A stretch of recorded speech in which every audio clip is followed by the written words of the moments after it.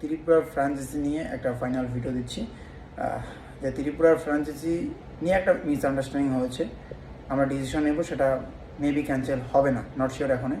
ব্যাপার হচ্ছে আমাদের টিম সেগুলো দেখে, তো টিম আমাকে বলেছিল যে সেখানে বাইরের প্রোডাক্ট নিয়ে আসে, আমাদের ফ্র্যাঞ্চাইজিতে রুলস অন্য জায়গা থেকে প্রোডাক্ট নিয়ে আসা যাবে না।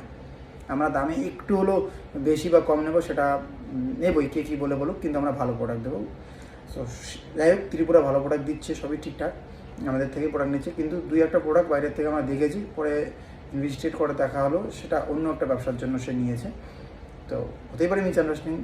তো সেই বিষয়ে আমাদের বিজনেস রুলস অনুযায়ী আমরা একটা ভিডিও বানিয়েছিলাম, তো সেটার উপর বেসিক্যালি এত নিউজ বানা লাগে, হায় রে হায় কী বলি, বিজনেস যেটা থাকে, ইউটিউব লাইন আলাদা, পার্সোনাল লাইফ আলাদা। তো তোমাদের বলছি এরকম করতে নেই। আর বাপন নন্দী ভাই, তুমিও আপডেট জানাও তো, ফোন বাজার কন্টিনিউ করবো, আবার ধামাকা করবো, কোনো সমস্যা হবে কাস্টমার দেখে নেবো আমরাই।